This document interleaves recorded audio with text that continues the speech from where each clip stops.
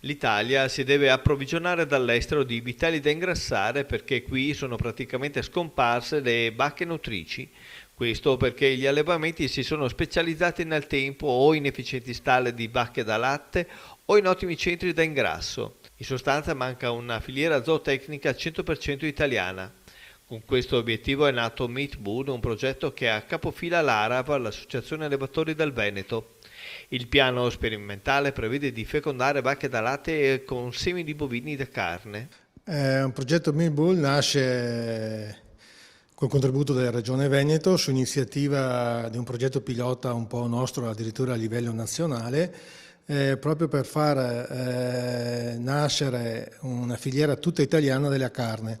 Ma direi in Veneto proprio tutta veneta, nel senso che diamo tramite la Regione un contributo sul seme sessato alle aziende agricole che possono liberare degli utili per far nascere un vitello da carne nato in Veneto, poi assieme insomma, a tutte le persone che hanno partecipato a questo progetto, che è l'Unicarve, la Zove, le università, insomma poi ci fa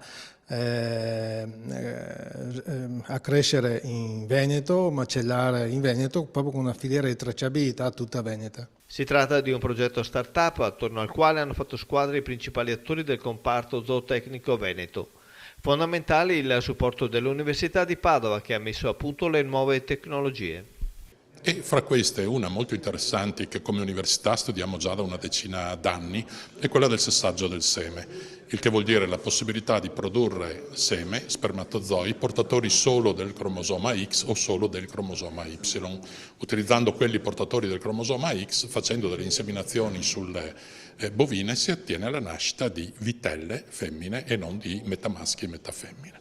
Questo fa sì che bastano circa la metà delle vacche presenti nei nostri allevamenti da latte per produrre le vitelle che servono a sostituire le madri nel ciclo produttivo, l'altra metà può essere utilizzata per produrre animali specializzati da carne, utilizzando l'incrocio con le migliori razze disponibili da carne, quelle che garantiscono ottima qualità e quantità di carne. Grazie ad accordi presi con la grande distribuzione, tra circa 2 anni troveremo sui banchi dei supermercati carne 100% veneta, tracciata e controllata.